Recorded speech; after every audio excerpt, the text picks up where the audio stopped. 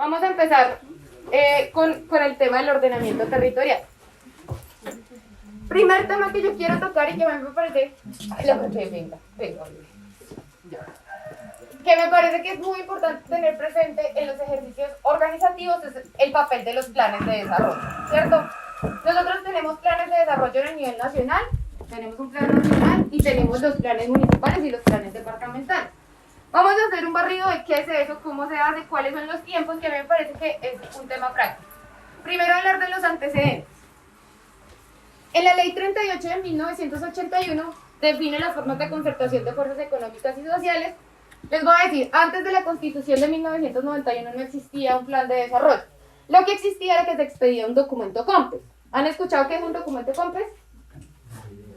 Ni idea. Bueno, esos son unos documentos del Consejo de Política Económica y Social, que es una cosa donde participa el DNP, donde participan los ministerios, que hacen recomendaciones de política pública. Pero eso no tiene carácter obligatorio. Eso es importante tenerlo presente porque muchas veces para solucionar problemas se dice, sacamos el COMPES de Fufufu, de Fafafá, el COMPES de Páramo, el COMPES de todo. Entonces, antes del plan de desarrollo no existía, antes de la Constitución de 1991 lo que teníamos era que el gobierno expedía un documento COMPES, el gobierno nacional, pero ese documento COMPES de nuevo no tiene carácter de obligatoriedad, por lo que terminaba siendo un canto a la bandera básicamente, sin concertación y sin participación de fuerzas sociales. Ya en la Constitución de 1991, donde encontramos el tema de los planes de desarrollo. Los artículos 151, 340, 341, 342 y 343. Esos son los artículos que desarrollan la propuesta del Plan Nacional de Desarrollo. Pero esto hay que darle un poquito de contexto. ¿Qué es lo que pasa en la Constitución de 1991 y por qué aparece la figura del Plan Nacional de Desarrollo? En la Constitución del 91 se empieza a hablar de la necesidad de hacer ejercicios de planeación ordenada, ¿cierto? De hacer ejercicios de planeación duraderos en el tiempo. Eso es una de las discusiones que se incluye dentro de la Constitución de 1991. Por eso aparece la figura del plan de desarrollo. La necesidad de ligar la participación, digamos, los procesos del voto con los procesos de una visión. Porque recuerden que el plan de desarrollo no solamente está relacionado con la planeación, sino que el plan de desarrollo lo que hace es acoger el plan de gobierno que el mandatario puso cuando se metió en campaña, ¿cierto? Ustedes han visto cuando el alcalde se mete en la campaña o pues un candidato a alcalde se inscribe, tiene que pasar un plan de gobierno, ¿cierto? Pues el plan de desarrollo tiene que ligarse con ese plan de gobierno que pasó. Y entonces esto se liga también con una perspectiva de la Constitución del 91 que es la participación política. ¿Por qué? Porque el voto programático nos dice que cuando un alcalde o un gobernador no cumple eso que dijo en su plan de gobierno, es decir, en su plan de desarrollo queda una cosa distinta, yo puedo hacer el proceso de revocatoria del mandato. Esta es una de las cosas importantes por las que el plan de desarrollo tiene sentido, porque nos habla también del ejercicio de la participación y de la capacidad ciudadana como de revertir esas elecciones que se hicieron. Se supone que la revocatoria del mandato aplica cuando el mandatario no está cumpliendo lo que dijo que iba a hacer, ¿sí o no? Entonces, eso es importante tenerlo en cuenta porque refleja también las dimensiones de las pugnas políticas y sociales que se reflejan en la Constituyente de 1991. Ayer estábamos celebrando 30 años de la instalación de la Constituyente, ¿cierto?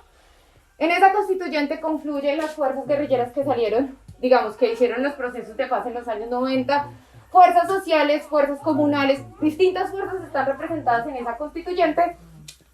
Y por eso se empieza a dar a la planeación un valor importante y es ligarlo también con la democracia, con el sentido de la democracia. Y muchas veces parece que lo pensáramos como un proceso técnico alejado, pero ahí tienen una liga importante. En el caso del nivel nacional, perdónenme, que hablar con tapabocas no es tan fácil.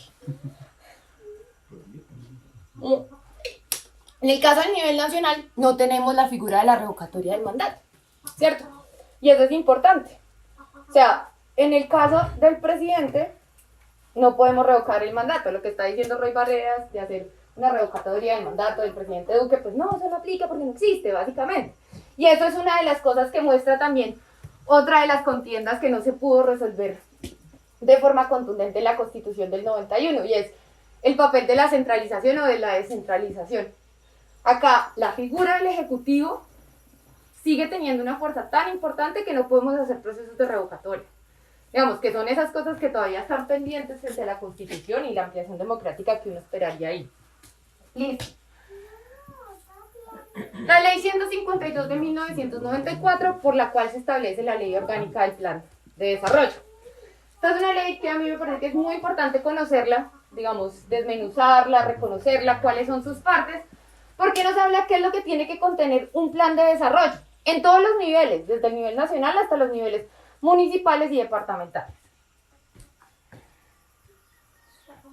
También tenemos el Decreto Único Reglamentario del Sector de Planeación, el Decreto 1082 del año 2015, que actualiza unos temas alrededor de qué debe contener los planes de desarrollo.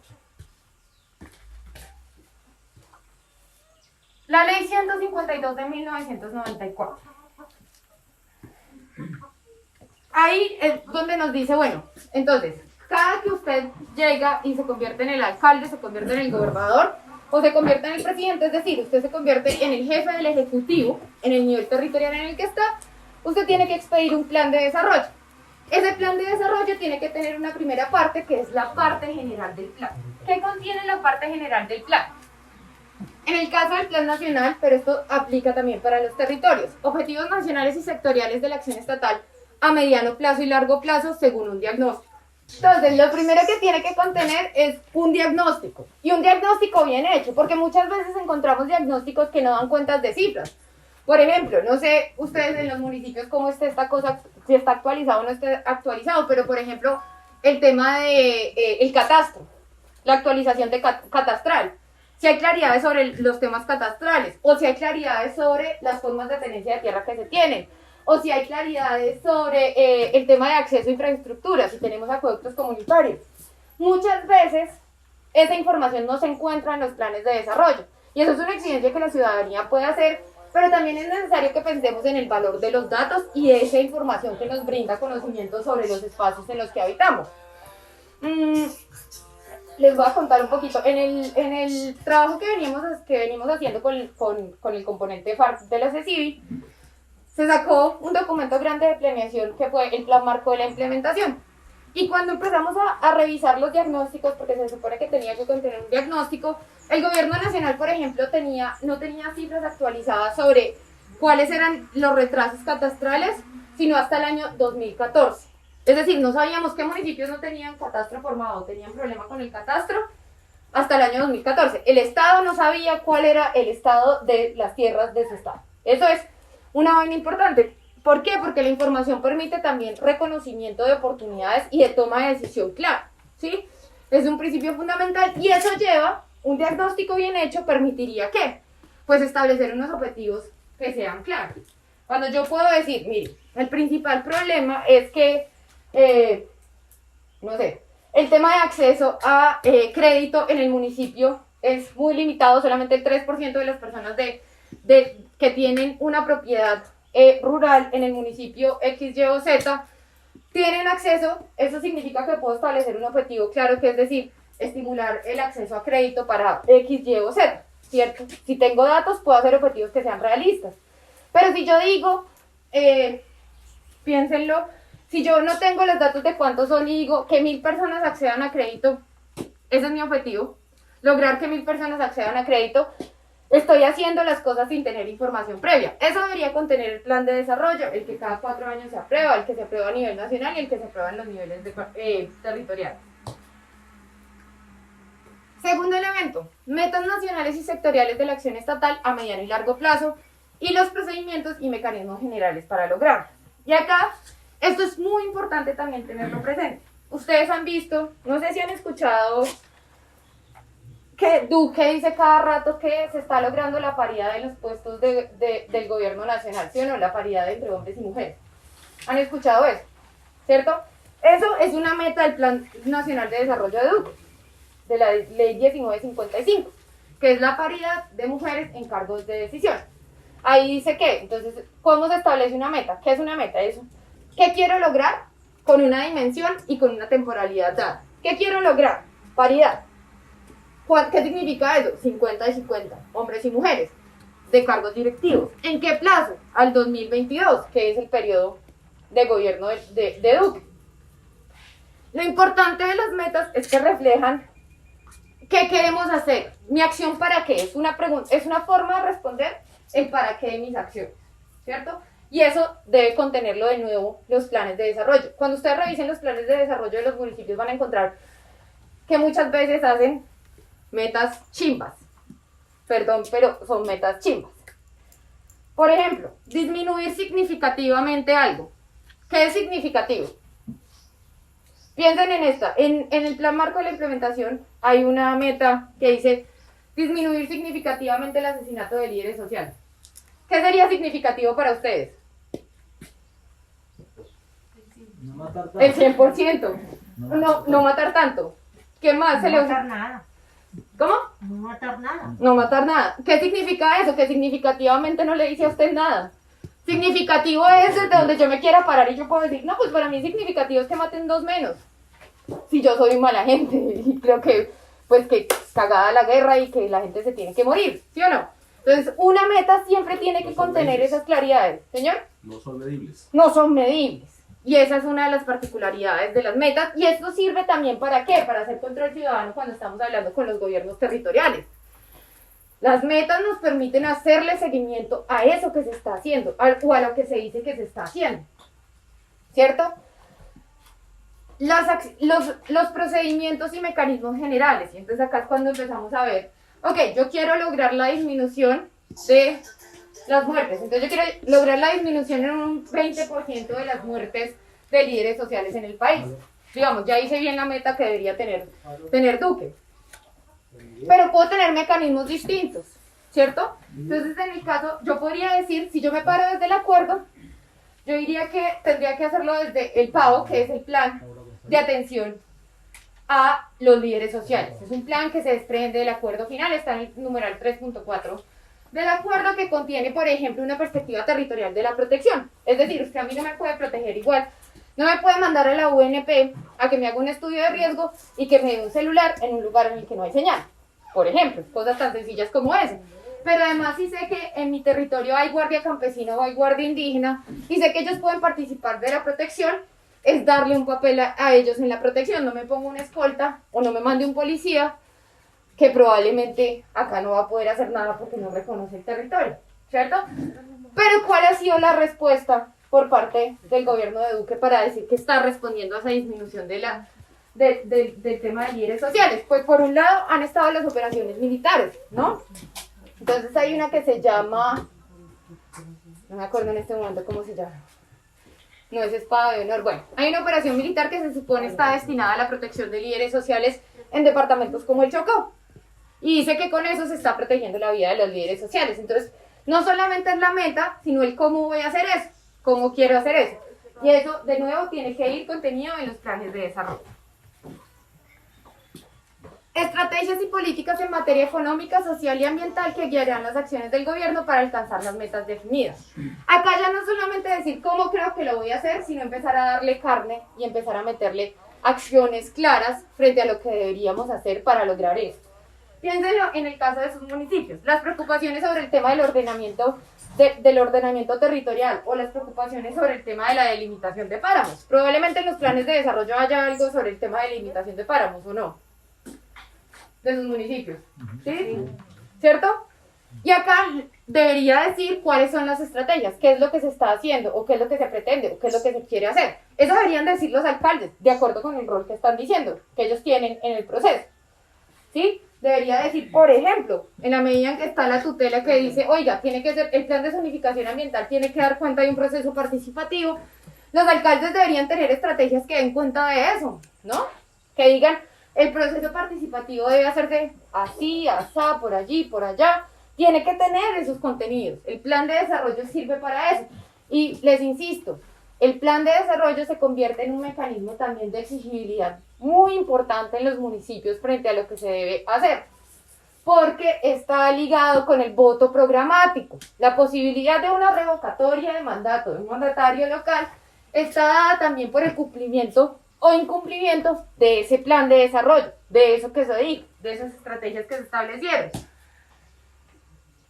Mecanismos de armonización de planeación en todos los niveles. Esto permite, el plan de desarrollo puede contener herramientas prácticas que permitan armonizar los distintos niveles. Ojo, esto por ejemplo, con el plan de ordenamiento territorial y los planes de desarrollo tienen que tener unos mecanismos de armonización, ¿cierto? Que yo no puedo hacer un POT o un EOT por acá y por allá un plan de desarrollo donde doy unos sentidos distintos a las zonificaciones, donde cambio los tipos de usos del suelo, ¿cierto? Entonces hay unos mecanismos de armonización que tienen que estar presentes en estos procesos, tienen que darse, tienen que conocerse.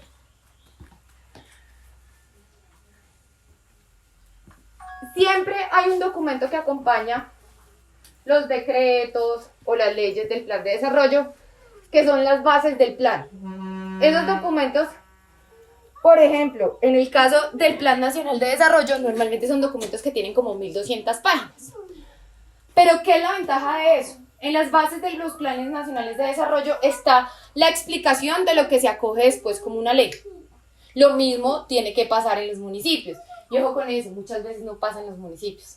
Las bases no existen o las bases no son de conocimiento público. Y ahí es donde debe estar el componente técnico fuerte de cómo se diseñó, cómo se estructuró, cuál fue el diagnóstico que me permitió identificar que ese era el problema y por eso tenía que diseñar ese objetivo y por eso tenía que hacer una meta y por eso todo eso tiene que estar en los documentos de bases.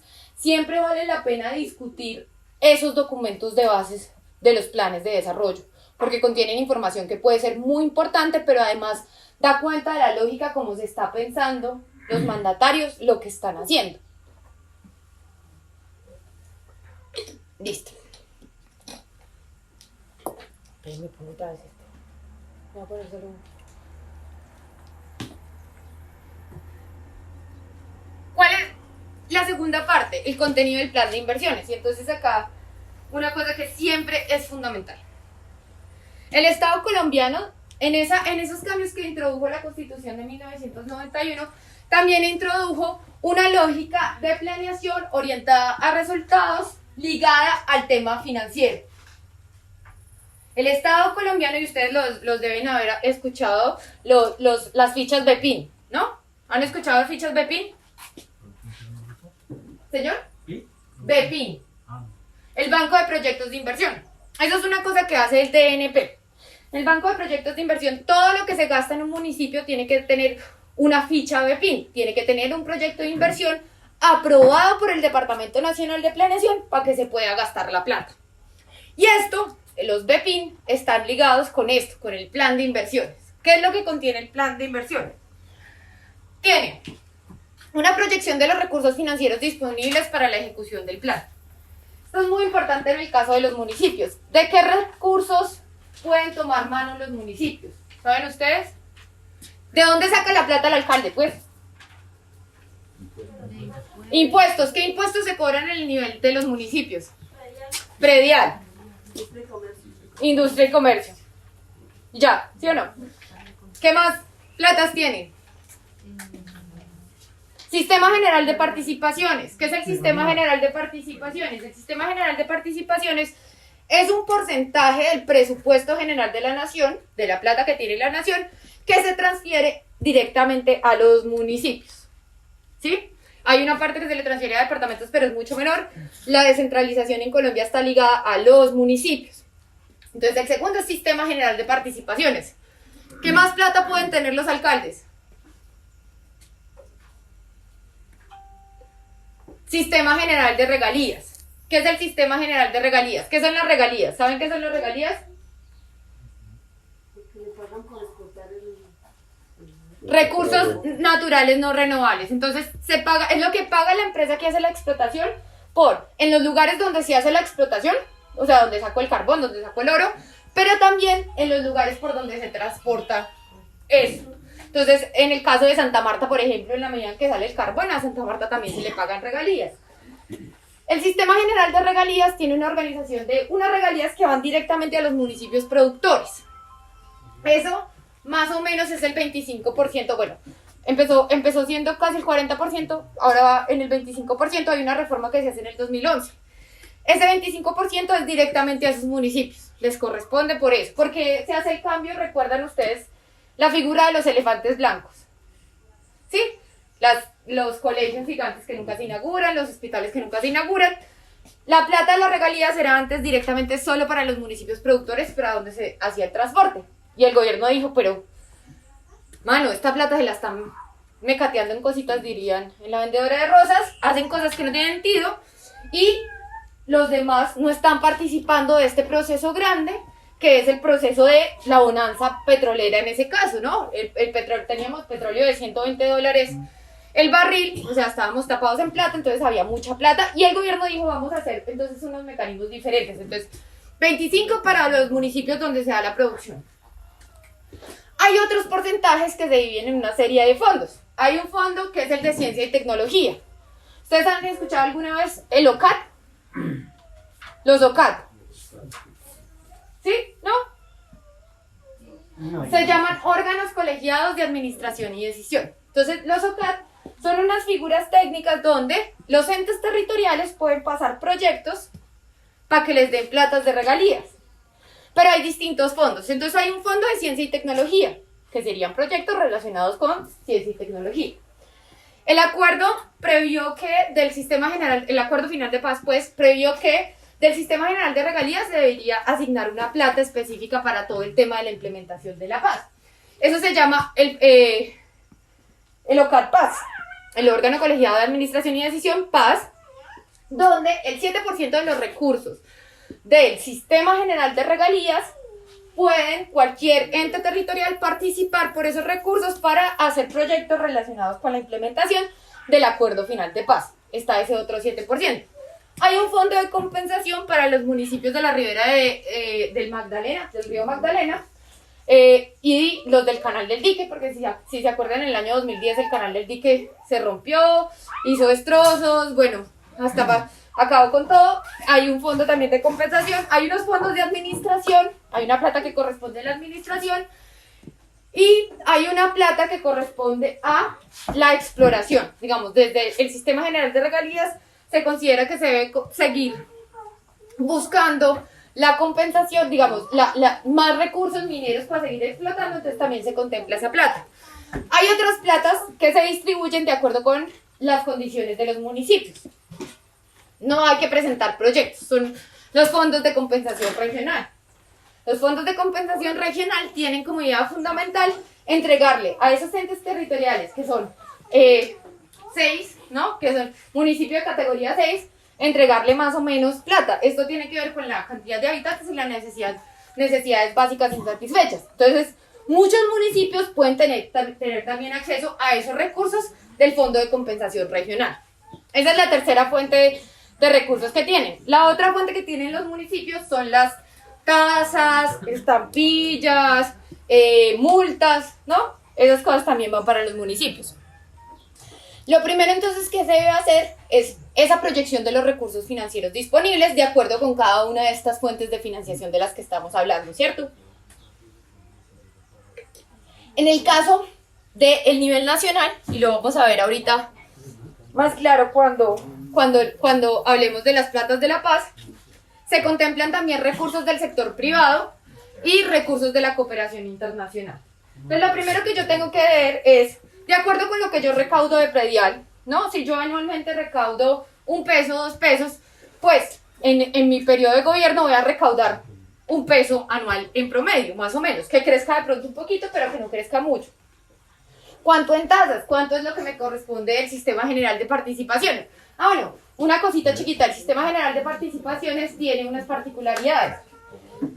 Sistema General de Participaciones, el 85% de los recursos está destinado a educación, salud y acueducto. Esas platas tienen una destinación específica. Los municipios tienen que invertirlo en los colegios, los profes, en el pago de los profes, en el tema del pago del CISBEN, particularmente que es el régimen subsidiado, y en el pago de la infraestructura de acueducto y alcantarillado de los municipios, ¿sí? Entonces, ojo con esto, anualmente a los municipios les llega plata para eso, que es una de las cosas que uno siempre se pregunta, señora. Señora. ¿Me devuelvan los recursos del gobierno que da para lo de la paz? No, señora. Para el tema de víctimas, ese está en el presupuesto general de la Nación. Ese está ligado particularmente con una institución que es la Unidad de Atención a las Víctimas y la Unidad de la Restitución de las Víctimas. Pero en ese tema de víctimas, de acuerdo con un estudio que hizo la Contraloría hace poquito, el rezago presupuestal que se tiene en términos de la cantidad de plata que anualmente se le está poniendo, más o menos se demorarán como 150 años haciendo el proceso de atención de reparación administrativa a todas las víctimas. Entonces esa plática está embolatadita. Pero eso es de recursos del presupuesto general de la Nación, es decir, de la plata que la Nación misma tiene. Eso tendría que estar ahí. Pero esa plática está embolatada. Listo, entonces primero hay que saber cuánta plata tengo. Y esto es un principio, como hágalo con principio de realidad, ¿no? Planee desde saber cuánta plata tiene. No, o en mi casa dicen, no ensilles sin tener bestia. ¿Sí o no? Fácil. Si usted no tiene la plata, pues no se ponga a decir que va a hacer esto y aquello. Segundo, se hace la descripción de los principales programas y subprogramas. Tiene que estar contenido dentro de los planes de inversiones. ¿Cuáles son los programas a los que se le va a apuntar? Después tenemos un tema que la tercera parte del plan de desarrollo es el tema de los presupuestos plurianuales. Recuerden, el plan de desarrollo se aprueba para 4 años, ¿no? 4 años que dura el alcalde, 4 años que dura el gobernador y 4 años que dura el presidente. Los presupuestos plurianuales es de esta plata que yo dije que tenía más o menos, o sea, ahí como abuelo de pájaro me da tanta plata, ¿cómo la voy a repartir en esos 4 años? ¿Cuánta plata más o menos me voy a gastar en eso y en qué me la voy a gastar? Acá, entonces, nos dice proyección de costos y fuentes de financiación de los principales programas y proyectos de inversión pública. Me devuelvo, entonces tengo los programas, tengo los proyectos identificados y tengo que ser capaz de decir, bueno, esta plata que necesitamos para la construcción de la placahuella de la vereda chun chun chun, la vamos a sacar por ejemplo, por Ocalpaz, ¿sí? Entonces ahí yo me estoy comprometiendo que como ente territorial voy a presentar el proyecto a Ocalpaz para pedir la plata de lo que me vale la placahuella. O esto lo voy a hacer con recursos, si estamos hablando del acueducto X, Y o Z, lo voy a sacar del sistema general de participaciones, ¿sí o no? Hay que decir de dónde pienso sacar la plata. Ese es el sentido también de la planeación. Esto es todo lo que se tiene que hacer. Que esto se haga. Ustedes conocen los planes de desarrollo de sus municipios. Claramente este tipo de cosas no se hacen tan bien, pero bueno. Y en el Plan Nacional de Desarrollo se pueden incluir normas procedimentales. Normas procedimentales, aquí hacemos referencia. Por ejemplo, si se está diseñando procesos de atención con ciertas cosas, se puede cambiar los nombres de las instituciones o el objeto social de ciertas instituciones. Son normas procedimentales que me permiten a mí hacer lo que dije que iba a hacer. Eso se puede incluir también acá. ¿Qué actores participan en el plan de desarrollo? Entonces, en el caso del Plan Nacional de Desarrollo, pues participa el presidente de la República. En el caso de los municipios y de los departamentos, pues el alcalde y el gobernador. Voy comiendo y hablando. ¿Señora? Entonces, participa el ejecutivo que dijimos, es la persona que propone el plan de desarrollo en la medida en que tiene que estar ligado con su propuesta del gobierno, ¿no? La traducción que hizo. Después, en el caso del Plan Nacional, participa el Consejo Nacional de Política Económica y Social. Esta institución se encarga de darle viabilidad, sobre todo en el tema de las platas, a lo que se está proponiendo. En el caso también del Nacional, esto lo apulanta quién, el DNP. Esos son los manes que hacen todo el proceso, ¿no? Que diseñan todo esto. En el caso de los municipios, ¿quién puede ser? ¿Quién hace eso?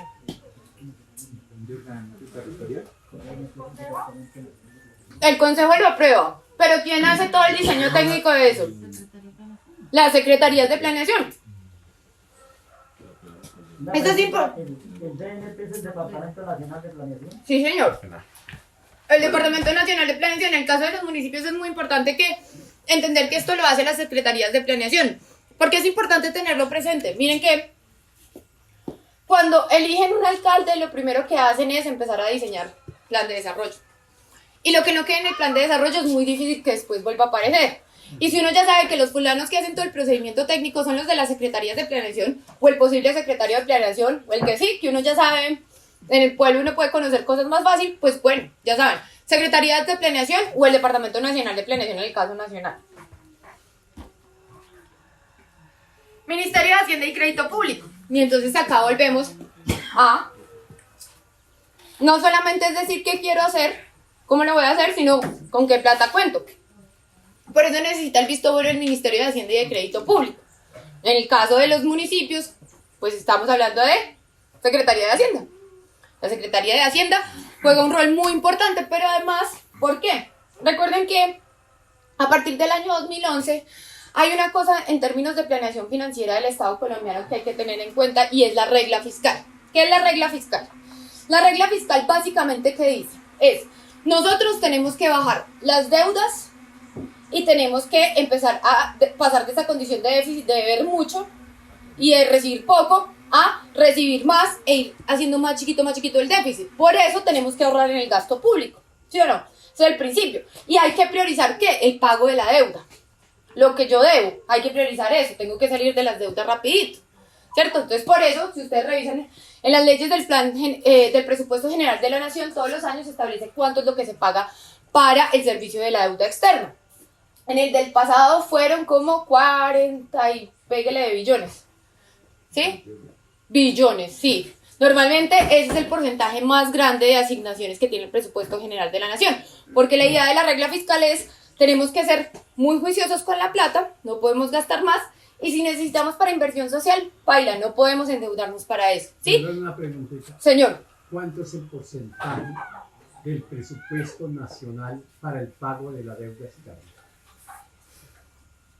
Ahorita lo reviso en el computador porque lo tengo del presupuesto del semestre pasado, pero si no estoy mal está sobre el 25%.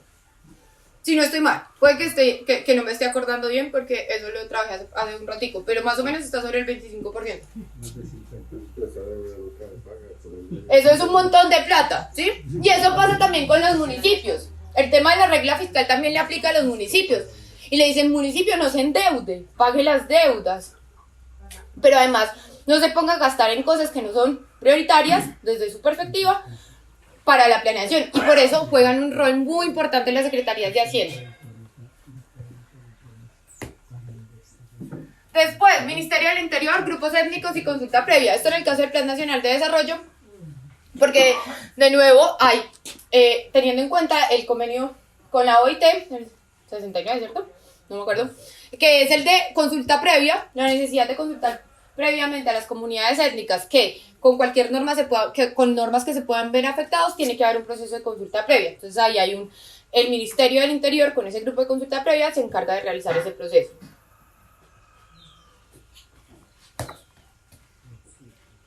La Comisión de Estudios para la formulación del Plan de Desarrollo de las Comunidades Negras. Hay una comisión específica de las organizaciones negras, en el caso del nivel nacional, que se encarga de hacer ese estudio diferencial para hablar de estos procesos del tema de consulta previa, ¿no?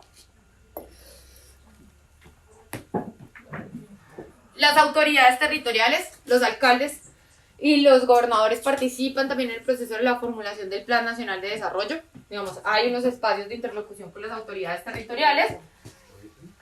El Consejo Superior de la Judicatura, que presenta el plan del desarrollo de la rama judicial. Recuerden que, por independencia de los poderes, pues el presidente no podría decir qué tiene que hacer la rama judicial durante sus 4 años de gobierno. Entonces lo que él tiene que hacer es acoger esto que diga el Consejo Superior de la Judicatura, que es el que se encarga de la administración de la rama judicial, ¿cierto?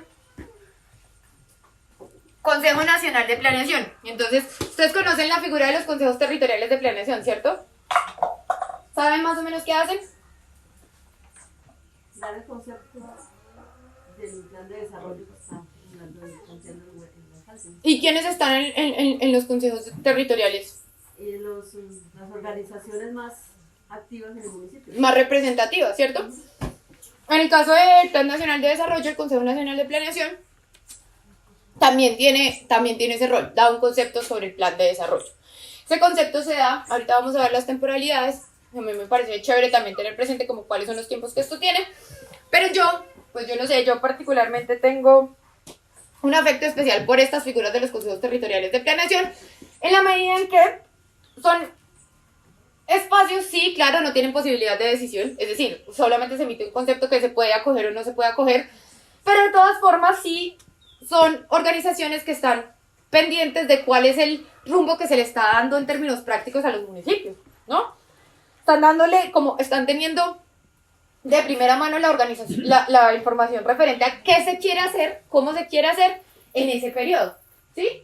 Y por eso el consejo me parece, pues a mí personalmente me parece muy chévere, además porque hay unas representaciones especiales por sectores, ¿no? Está el sector ambiental, está el sector de mujeres, está el sector de discapacidad, entonces también tiene una potencia bonita que no se ha aprovechado tanto. Hay muchos consejos territoriales donde hay gente que lleva 300 desde el primer consejo territorial ahí y no hacen nada y no dicen nada, no le comunican a la gente, no tienen estrategias de comunicación, pero yo personalmente creo que las organizaciones sociales podrían interesarse un montón por esos consejos territoriales de planeación y tener unos flujos de información y unas posibilidades de, digamos, de dinamizar ciertos debates más a largo plazo, porque muchas veces como organizaciones no nos damos la pela en estos espacios donde se están definiendo cosas a largo plazo. Entonces, a mí me parece, a mí personalmente, unas figuras muy interesantes, pero además porque también juegan un rol con los planes de ordenamiento territorial, ¿no? El Congreso de la República, ¿no? El Congreso de la República es el que aprueba el plan de desarrollo, ¿sí? En el caso de los municipios, pues el Consejo. En el caso de los departamentos, pues la Asamblea. Ellos son los que aprueban. Uy, esto no se ve. Bueno. Esto es más o menos el proceso técnico de formulación del plan de desarrollo, del Plan Nacional de Desarrollo. Primera parte la hace toda ENP. Empieza a alimentarse a partir de organización de cada uno de los sectores, es decir, cada uno de los ministerios empieza a enviarles información, ellos empiezan a establecer cosas, empiezan a organizar cuáles serían los objetivos, cuáles serían las estrategias, toda la cosa, y después hay un proceso de divulgación con las entidades territoriales, de realimentación con lo que se dice desde las instituciones de los distintos sectores y el proceso de aprobación por parte del COMPES. El COMPES le da un visto bueno. Esto en términos prácticos, ¿qué significa? ¿Cuándo eligen más o menos el presidente? ¿Cuál fue la fecha donde quedó electo Duque? ¿Se acuerdan? No posesionado, pero electo. En mayo fue la primera vuelta, ¿no? El 28. No, eso fue alcaldías. Y fue el 17 de junio. El 17 de junio fue el día de las elecciones. Ese día cumpleaños mi hermana, entonces no me voy es un referente fácil. Porque, ¿qué pasa? En mayo, cuando el man quedó ya para segunda vuelta, probablemente ya se puso a armar su plan de desarrollo, ¿sí? ¿Por qué dar cuenta de esto? Miren, porque los procesos de elaboración de los planes de desarrollo no son los que vemos ya cuando llega el Consejo. Eso se está haciendo desde antes, o cuando llega el Congreso. Eso se está haciendo desde antes. Lo primero que hace, yo creo, una persona que se gana una alcaldía es empezar a pensar en el plan de desarrollo, porque recuerden que lo tienen que presentar en el mes de marzo más o menos. Entonces, a usted lo eligen y siéntese a diseñar plan de desarrollo. Entonces, el momento de interlocución que uno tiene que buscar no es cuando eso esté en el Consejo, porque ya en el Consejo, pues lo que pasó, pasó. ¿Sí? Ahí sí ya, eso no tiene más reversa un avión. Hay que hacerlo desde el 29 de octubre, si fue el 28 de octubre que lo eligieron, el alcalde, ¿sí? Al otro día hay que estar sentado pidiendo que en el plan de desarrollo se incluyan cosas que nos interesan. Porque, de nuevo, es una hoja de ruta para 4 años. Lo que está ahí, y que además me garanticen una cosa muy sencilla. Plata, ¿no? Que en los planes plurianuales esté mi programa, porque si no, me dieron contentillo, básicamente, ¿no? Me dijeron, muy bacano, lo vamos a incluir, pero si no le ponemos plata, pues, me están dando contentillo. Una pregunta. Señora. Ahí es donde nosotros debemos estar atentos a la elaborada del plan de desarrollo, la participación que tienen que darle a las comunidades a la elaborada del plan de desarrollo, no que nos llamen después A decirnos. ya está el plan de desarrollo organizado y nos lo van a mostrar y decir, el plan de desarrollo quedó así. No, nosotros como comunidad tenemos el derecho de participar en la planeación y la proyección del plan de desarrollo.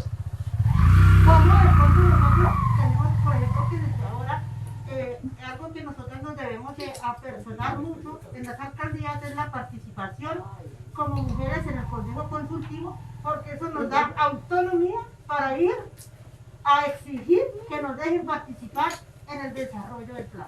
Tal cual, y mire que esa es una cosa súper importante. Yo creo que muchas veces estos procesos están como infravalorados, la importancia de estos procesos, pero es que resulta que lo cotidiano yo lo estoy resolviendo con la alcaldía. Y si yo me meto desde antes en el proceso de planeación, no que me muestren y que me digan firme acá y que después digan participaron un montón de mujeres, sino que estemos en las discusiones de fondo. Que esto puede tener un contenido técnico, pero esto es fácil de hacer, ¿sí?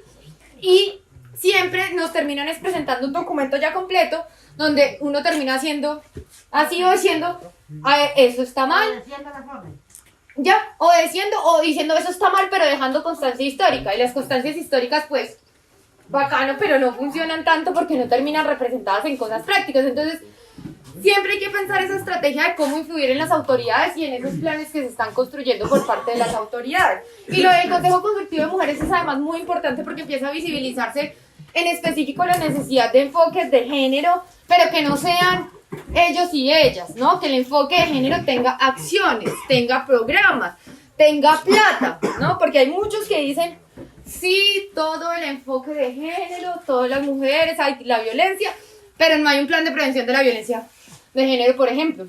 Entonces, desde antes también empezar a problematizar los planes de desarrollo cuando nos dicen que tienen enfoque de género solamente porque dicen ellos y ellas y no tienen acciones específicas, ¿sí?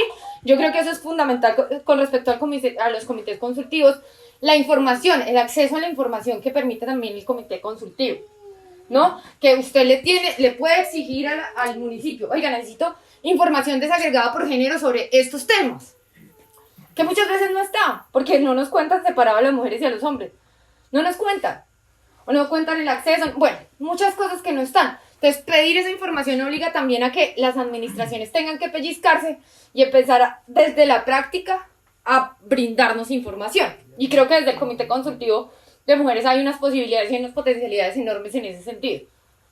Sí, porque pues cada sector tiene su representante, entonces digamos el compromiso de Mujer Consultiva es, si es salud, transmitir la información, si es educación, si es etcétera, etcétera, las 13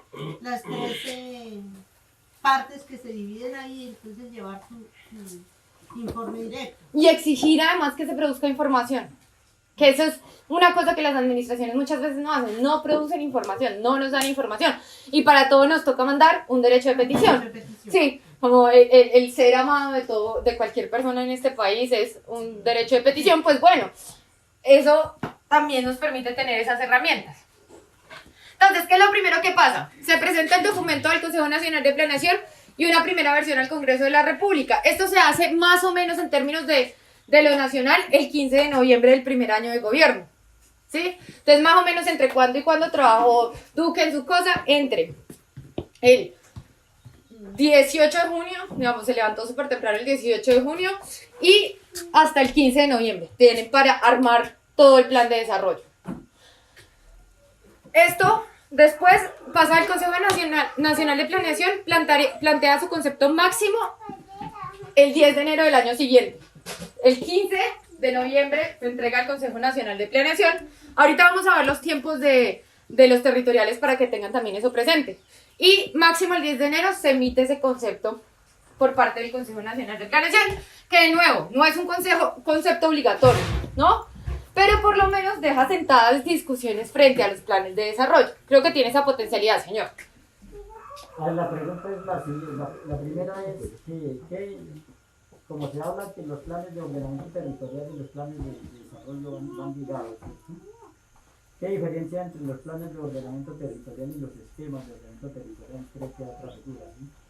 Esa es una pregunta. Y la otra es, ¿de qué forma realmente se elabora un plan de desarrollo a corto, mediano y largo plazo?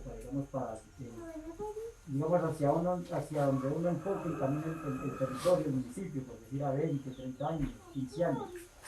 Pero la diferencia entre el plan de ordenamiento, plan básico y EOT, ya se las vamos a presentar en la siguiente parte. Yo ahí se las voy a hacer.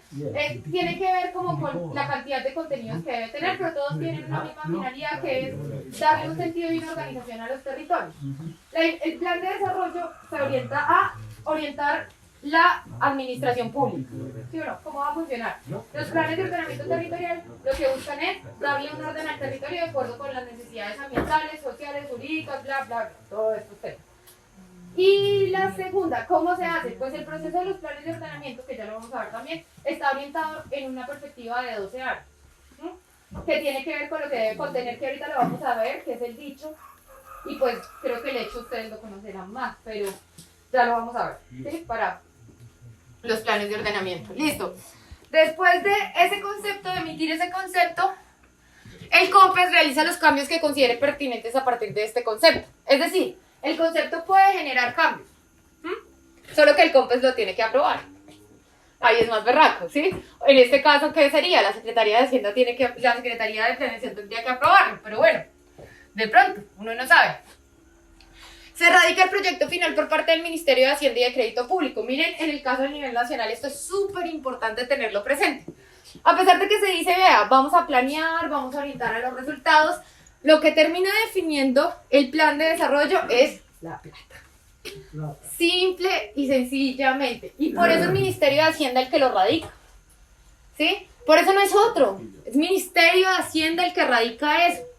Porque es la plata lo que termina marcando el derrotero de lo que se puede o lo que no se puede hacer con los planes de desarrollo. Esto va, también creo que esa discusión pues sería muy larga, pero es toda la perspectiva de reordenamiento económico que significó también la Constitución de 1991, ¿no? Y el neoliberalismo como forma de gestión del Estado. Ahí está presente. Esto pasa por revisión por las comisiones tercera de Senado y cuarta de Cámara, que son las encargadas de asuntos económicos. De nuevo, miren cómo el énfasis en términos de la planeación se termina dando a las lógicas económicas. Entonces los planes de desarrollo siempre van a jugar en ese sentido. Estas comisiones, la tercera de Senado y la cuarta de Cámara, realizaron un debate conjunto en un término de 45 días después de entregada la versión final. Hay una cosa muy importante, y es que dijimos, está la parte general donde yo planteo los objetivos, las metas, lo que yo quiero. En el Congreso o en el Consejo eso no se puede cambiar. ¿Y por qué no se puede cambiar? Porque como se supone que tiene que reflejar el plan de gobierno que yo presenté en las elecciones, y como yo gané las elecciones, pues usted como oposición política no me va a decir, no, pues ahora le va a cambiar las metas y le va a cambiar los objetivos y le va a cambiar las estrategias, ¿cierto? No pueden entrarme a discutir eso porque yo gané con un plan de gobierno en ese sentido. Y ahí sí, de malas. Lo que se puede cambiar tiene que ver con los presupuestos. Pero esto solo si se mantiene el equilibrio fiscal. ¿Y esto qué significa? Yo le puedo meter más plata a una cosa u otra cosa, pero en el caso del Plan Nacional de Desarrollo, para que eso se pueda aprobar, tengo que tener el visto bueno del Ministerio de Hacienda. Si no tengo el visto bueno del Ministerio de Hacienda o de la Secretaría de Hacienda, pues no pasa. Ya está. En el consejo, o sea, pensemos en el rol de concejal. Si yo como concejal quiero meterle más plata a este rubro, pero Secretaría de Hacienda me dice, no cumple con la regla fiscal, bueno, gracias, no va a quedar. ¿Sí? Esos son los cambios que se pueden hacer en los legislativos. Las proposiciones deben tener aval del gobierno. Se hace un proceso de conciliación entre cámaras. No sé si recuerdan en el caso del último plan de desarrollo, el del plan de desarrollo de Duque, una de las discusiones grandes fue el tema de una cosa que han intentado pasar durante muchísimos planes de desarrollo desde Uribe, que es que el pasivo pensional de las universidades públicas lo tenga que responder no la nación, sino las universidades directamente. ¿Se acuerdan? 2019, que por eso salieron a marchar los estudiantes y empezó lo de la UNES y la ACRES y todo eso. ¿Sí? ¿Se acuerdan? Sí. Que esa fue como una de las peleas grandes, pero es una cosa que se está intentando hacer desde el primer periodo de Uribe. O sea, el primer paro que me tocó a mí en la Universidad Nacional, como en el 2006, era por eso mismo. Entonces, pues no lo han podido meter, pero siguen esas discusiones ahí. Esto es para el caso de los planes territoriales, estas son las temporalidades. Entonces, entre enero y febrero se elabora la versión preliminar del POT. se presenta ese plan de desarrollo territorial a los consejos territoriales de planeación, pero además se le presenta a las corporaciones autónomas regionales. Esto es importante. En el caso de los municipios tiene que haber una concertación con las corporaciones autónomas. Recordemos que las corporaciones autónomas tienen un sentido que es el tema de ordenamiento de las cuencas, de pensar el tema ambiental. Entonces la CAR tiene que dar un cheque. La corporación autónoma tiene que dar un cheque a esto.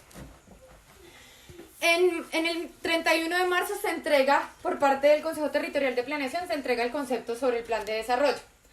Y entre abril y mayo se da la presentación del plan de desarrollo al Consejo Municipal o a la Asamblea Departamental.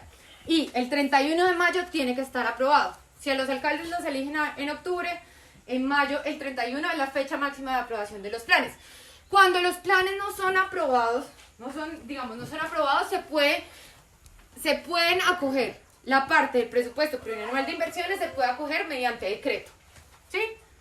Si no le aprobaron el plan de desarrollo, se puede acoger mediante decreto el plan plurianual de inversiones. Toda la parte de la plata, pues. La otra parte no se convierte en ley, pero lo otro sí lo puedo aprobar. ¿Sí? Listo. Hasta acá los planes de desarrollo. Preguntas, dudas. Señora. ¿Qué obstáculos pueden haber para que un plan de desarrollo no sea aprobado? Pues en los consejos o en el Congreso falta de mayorías, pero normalmente eso termina supliéndose con aprobación de, ay, poneme esta plática acá, poneme esta plática allá, digamos, eso en términos prácticos, ¿no?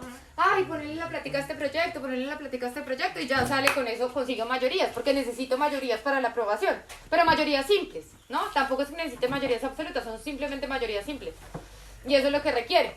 Ese sería como el mayor obstáculo que puede haber en el legislativo para la aprobación de los planes de desarrollo. Pero en principio, digamos, lo que ha pasado, el único no son dos gobiernos que no tuvieron plan de desarrollo nacional, pues, Samper y Pastrana. Que ahí el tema, pues, de gobernabilidad, si es que a Samper no le pasaban ni al teléfono, yo creo, pues, no sé, o sea, no pasaba nada, ¿sí? Lo mismo con Pastrana, pero esos son los dos únicos que no han tenido plan nacional de desarrollo. Vamos a hablar ya de los planes de ordenamiento territorial. ¿Alguna otra pregunta o dudas? Pero, por ejemplo, digamos, a Pastrana no le aprobaron el plan de desarrollo. ¿Y él pudo ejercer normalmente? Porque puede aprobar la parte del plan plurianual de inversiones. Entonces acoge los proyectos que él está encabezando en su proceso, ¿sí? No emite la ley del plan, sino que por decreto acoge la parte de la plata. Por decreto. Por decreto lo puede acoger. Sí, entonces ahí, esos son lo bonito y lo malo, ¿no? Son las realidades del dicho al hecho, entonces es lo que pasa en términos de estos planes, pero pues por lo menos ahí están.